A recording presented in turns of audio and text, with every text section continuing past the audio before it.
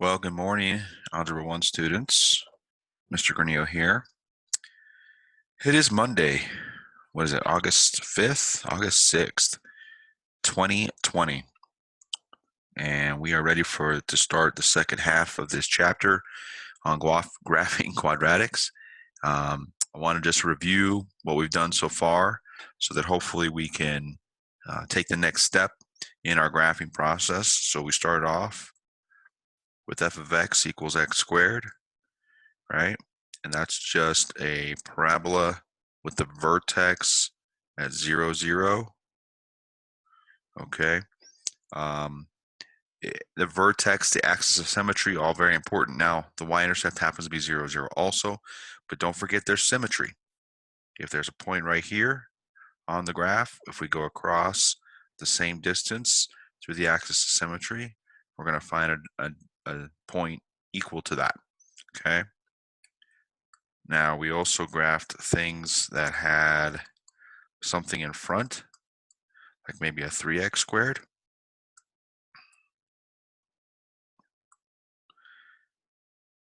And so 3x squared, the vertex would still be at 0, 0, but just things would be skinnier, right? If that was the case, and then if we had a negative and like a fraction in front, it would still be vertex is 0, 0, but it's going to be wider and it's going to be flipped upside down. Okay. Now these are both in relationship to this original function right here. So this one is 3 times vertically stretched compared to this one. And this blue one here is a half vertical shrink by a factor of 2 compared to this one, and it's flipped upside down because of the negative sign. Okay. Then the next thing we did was we said f of x is equal to something like x squared plus 2, right? So what does that do? Okay, that takes our normal graph that we started with over here, and it just moves that vertex up to 0, 2. Axis of symmetry is going to move up as well. I'm sorry, it's going to stay at x equals 2. Okay. But then when we get that point, well, that's all there is really to it. Okay. Now, the other thing that we did, well, let me say one more thing about this. If it's a positive 2, it's a vertical translation up 2 units. Every point goes up 2 units. If it was minus 3, that'd be a vertical translation down 3 units, right? But my vertex, my axis of symmetry all stayed the same. Okay.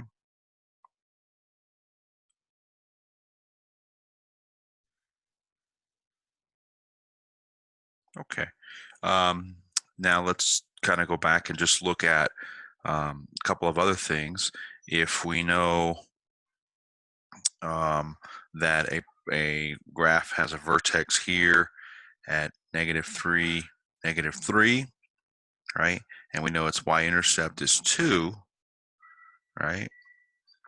We know that vertex has to be here, right? And we're going to go up through there. But what about the other point? Well, remember the axis of symmetry goes through the vertex, right? So if this is 3 units away, right, then we got to go 3 units away on this side and put a point all the way across, and now we have another point that we know where to draw our graph through. Okay. Let's also review real quick the domain. Whoops. Would be all real numbers. Sorry, this is not working because I've got, okay.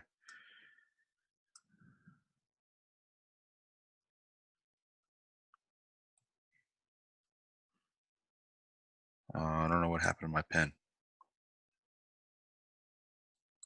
And the range would be from here, which is -3, but the graph is going up, and so it would be greater than or equal to -3. Okay. All right. So let's go back and talk about some new things now. Okay. So we have moved everything so far vertically. okay? When we have our function, right, this was a vertical stretch or shrink.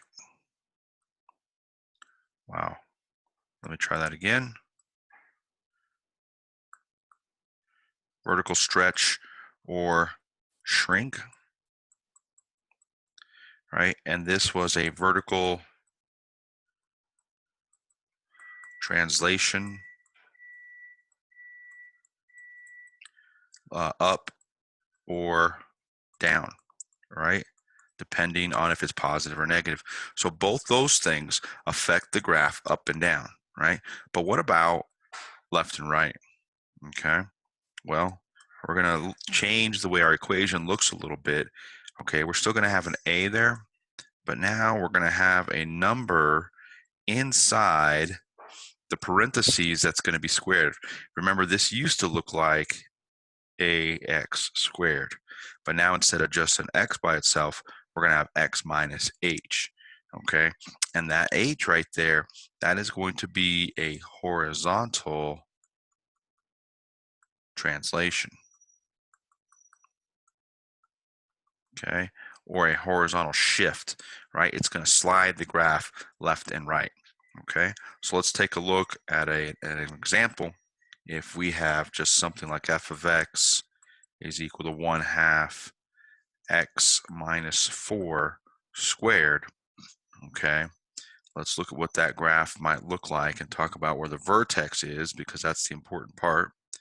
Okay, now what this does, okay, is you have to think about, remember when we were doing our solving of quadratics, whenever we had something in parentheses that we had factored, we'd set those factors equal to 0. And so you want to think about what makes that parenthesis equal to 0. Okay, well, if we plug the 4 in for x, right, this 4 right here would make it 0. And so that's where the new vertex is going to slide over to. It's going to translate horizontally to x equals 4.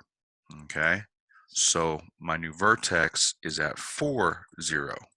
All right, and the shape is the shape going to be the same? No, that 1/2 right there is going to make it a little wider. And so instead of going through these 2 points, I'm going to make them wider and bigger so you can see them. And now my graph is going to go through there, and it's going to go through there. Okay, so it might look something like that. Okay, so the -4, I know it says -4, but that's actually going to tell it to go right 4 units, or horizontal translation 4 units to the right. Okay, so let's look at a little different, at a similar but different problem. Okay, let's do g of x is equal to 2x plus 5 squared. Okay, and so we have our graph here.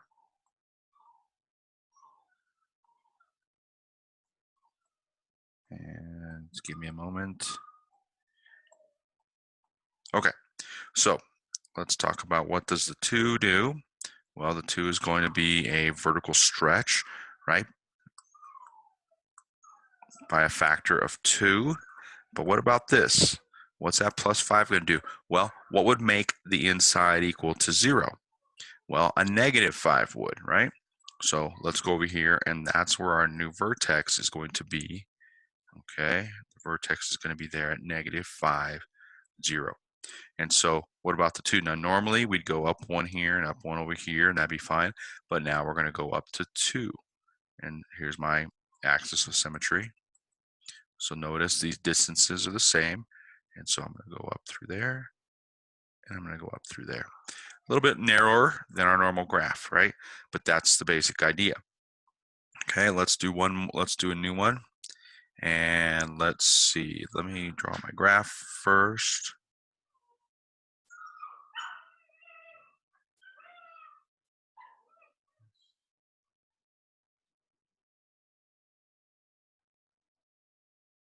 Okay, Now we're ready for our graph.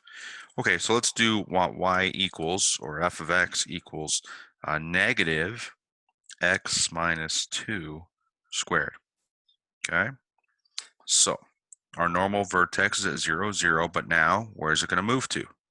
Right? So if you want to pause it right now and work on this yourself, that'd be a great idea. And then you can always resume it and see what the answer is.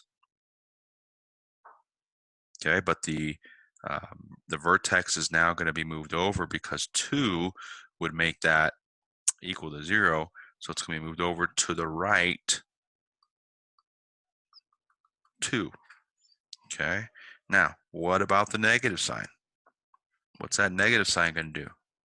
That's right, it's going to flip it over. Okay, so we're going to, but there's no number there, right? So there's no stretch or anything, so we can just go 1 and 1 here and through my axis of symmetry, right? And now my graph is going to, now we could, well, we're just going to go with that for right now. Okay. Now, if you noticed, this happened to go through a y-intercept at 4, negative 4, excuse me, right? So that means that if I go across my axis of symmetry, there should be a point the same distance. My graph's a little weak, but that's kind of the basic idea there. Okay, so that, now we're going to start having these horizontal stretches. So now let's take that, just leave it, and let's see if we can combine it with some of the other stuff that we've been doing, right? So now let's graph something like x plus 3 squared minus 2. I want to talk about everything here. Okay. This number here did what? Well, that'd move it to the left 3 to negative 3 because that's what would make it 0. What about the minus 2? Well, that's just our c from before, right? We had the number at the end is always c. So what would that be? Well, that'd be a vertical translation down 2. So where's my vertex now? Well, if I go to the left 3, that's negative 3. If I go down 2, that's negative 2. So my new vertex right here. Okay, the axis of symmetry is x equals negative 3. I don't know why I put parentheses around that, but I did. And my y-intercept. Ooh, that's going to be a trickier one now. Right? Let's talk about, we'll talk about the y-intercept in just a minute. How about the domain and the range? Okay. Okay, and so the domain, so first let's continue graphing this. So there's no vertical stretch, no vertical shrink, no reflection. So we're just going to go here and here, right? So it's going to move up this way and up this way. I'm going to leave it kind of short for a second because I want to show you something else here. So let's talk about the domain. Guess what? All real numbers, just like normal. The range has to do with the fact that there's going to be nothing below that point. And so we'd say y is greater than or equal to negative 2. Remember, our domain is always all real numbers, and our range matches our y value right here of our vertex. Okay. Now the y-intercept. In order to get the y-intercept, what we would have to do is we would have to go back and we'd have to work out that problem right there. Right. So we'd have to square this by the FOIL method, and get x squared plus 6x plus 9. But then the minus 2 makes it x squared plus 6x plus 7, right? So really my y-intercept is up here at 7. And if you notice, that's kind of the direction my graph was heading, right? It's through 7. Now, my axis of symmetry would put me there, and then I could, let me get rid of this real quick here. This is fun stuff on the Zoom product. So this is how many units away is this? Right, if I go across to my axis of symmetry, that looks like 3 units, right? Because this was at negative 3, and this is on the y-axis at 0. And so if I go 3 units this way, that should be, well, that's not a very good line, is it? Let's try again. Let's go 3 units this way. right? About right there. And so this graph would continue right through there. Okay, we'll just make a bigger dot. Okay, and so there again, we can see the use of symmetry and the y-intercept to find another point on the graph. Okay, but here's the important part is the problem, okay, right here, where we moved it to the left 3 and down 2. Okay, let's do one more of those, and then that will be it for today's lesson. Okay, so let's do g of x is equal to negative 2 x plus 2 squared plus 3. Okay, so here's our graph.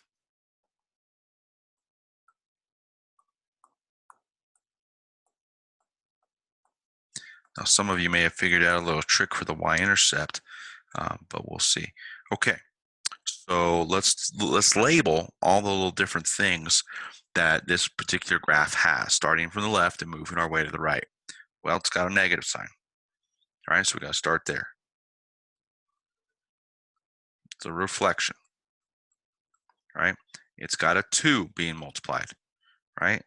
Looks like a vertical stretch. Or it's going to make it skinnier, right? What about this? All right, well, what makes that inside 0? Negative 2. So that's going to move it to the left 2.